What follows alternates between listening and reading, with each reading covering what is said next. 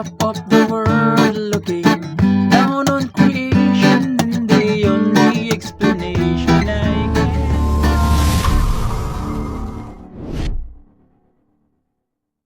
Hello mga ka-idol! So ngayon meron na naman akong ituturo sa inyong magandang kanta. So yung title pala nito ay yung Top of the World by Carpenters. So itong tutorial natin is gagawin natin siyang reggae version. Okay?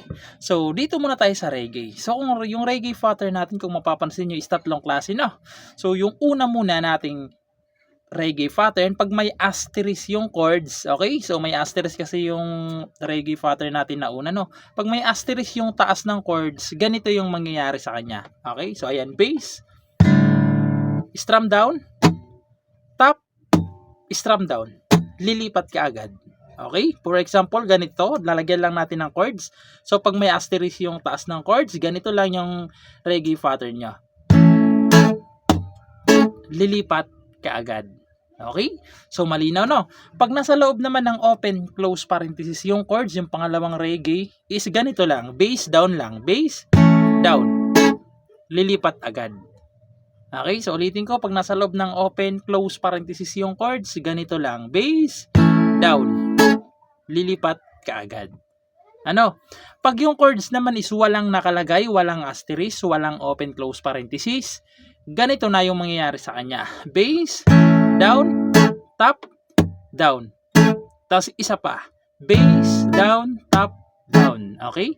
2 times nyo nang gagawin yung bass, down, top, down. Okay? Pag walang asterisk or open close parenthesis yung chords. Okay?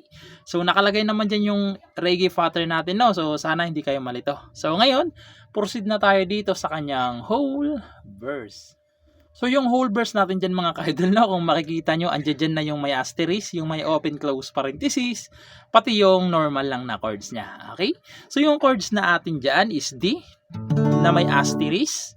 So yung D sa 5th fret nyo lang ibabar, sa 7th fret, 2nd string, 3rd, tsaka 4th. Okay, ayun yung D na may asterisk.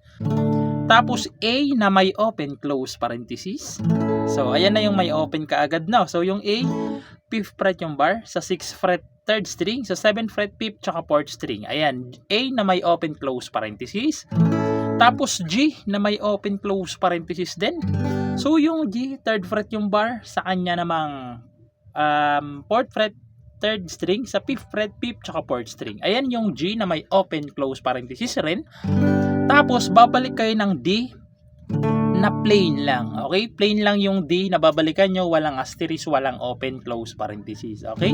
Pagkatapos nyo pumunta ng D, pupunta kayo ng F sharp minor. So dito natin kukunin yung F sharp minor, no? Na may asterisk. Okay? So yung F sharp minor nasa 7th fret yung bar. Okay? Ay, 7 tuloy. Ilan to? 1, 2, 3, 4, 5, 6, 7, 8, 9. 9th fret pala, sorry. Nasa 9th fret pala yung bar ng F sharp minor. Sa kanyang 10th fret naman is 2nd string. Sa kanyang 11th fret, 4th, tsaka 3rd. Okay? Ayan yung F sharp minor na gagamitin natin na may asterisk. Tapos pupunta kayo ng E minor na may open close parenthesis na. So yung E minor nasa 7th fret yung bar, 7th fret yung bar, sa kanyang 8th fret 2nd string, sa 9th fret is 4th tsaka 3rd string. Okay? E minor na may open close parenthesis, tapos babalik lang kayo ng A na may open close parenthesis din, tapos babalik kayo ng D na wala ng open. Okay, D ulit na walang open, walang asterisk. Okay? Pagkatapos niyan, yung sa baba na chords naman, so binukod natin, no? Nilagay natin sa baba para hindi kayo malito. Pupunta lang muna naman kayo ng G na may asterisk, A na may asterisk, F sharp minor na may asterisk, tapos pupunta na kayo ng B na may asterisk din. So yung B, nasa 7th fret yung bar. Sa kanya namang 8, 9, sa 9th fret, 5th, tsaka 4th string lang. Ayan, B na may asterisk. Tapos pupunta kayo ng E minor na wala ng open. Okay? E minor na walang open, walang asterisk. Tapos A na wala ring open, walang asterisk. Okay? So pagpasensyahan nyo na, no, medyo marami-rami yung kanyang chords. So lahat ng chords na mga kaidol, buong chords na yan, 2 times nyo silang gagawin. Okay, ulitin ko, lahat ng chords na yan, 2 beses nyong gagawin. Now, so sasampol lang ko kayo para mas maintindihan nyo kung paano siya tugtugin. Tugtugan. So, ganito naman siya kapag tinugtugan. No? So, ganito. Set your feelings coming over me. There is one thing in most everything I see. Tapos yung sa baba na chords.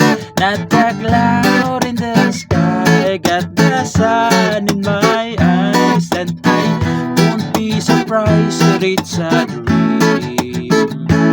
Tapos, uulitin nyo lang, okay?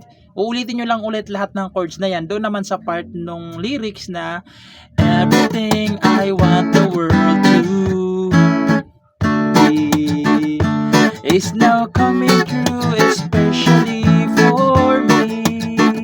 So, hindi lang natin nakakakantahan yun kasi baka copyright pa tayo kapag kinantahan pa natin yan. Ano? So, ganun siya tugtugin, okay? Lahat ng chords na yan, 2 beses nyong gagawin. Okay? So, sana malinaw. So, ngayon, proceed na lang kaagad tayo doon sa kanyang chorus. So, yung chorus niya dyan mga ka-idol is D. So, hindi na natin iisa-isahin yung string kasi naisa-isa naman na natin kanina. Ayan, D. Na walang open, walang asterisk. G. Walang open, walang asterisk din. Tapos pupunta ulit kayo ng D na may asterisk na. Tapos E minor. So yung E minor mga ka-idol may open close parenthesis. Yung A may open close parenthesis. Tapos D. Okay, yung D walang open close parenthesis yan yun. D walang open close parenthesis, walang asterisk. Okay, pagkatapos niyan, yung sa baba na chords naman, pupunta lang kayo ng G na may asterisk, A na may asterisk, D na may asterisk, G ulit na may asterisk, D na may asterisk, tapos pupunta na kayo ng E minor na may open close parenthesis na, A na may open close parenthesis na rin, tapos D na wala ng open, walang asterisk. Okay, yan yung chords ng chorus. Tuwing papasok yung chorus, yan na yung chords niya. Okay? So, sasampulan ko na lang para mas maintindihan nyo kung paano siya tugtugin. So, ganito siya kapag tinugtugan sa chorus. Top of the world, looking down on creation, and the only explanation I can find, yung sa baba, is the love that I found ever since you've been around. Put me up the top of the world. Tapos babalik ulit kayo ng verse. Okay? So babalikan nyo lang ulit yung verse na yon, yung kaninang verse. Okay? So ganun lang naman siya kadaling tugtugin.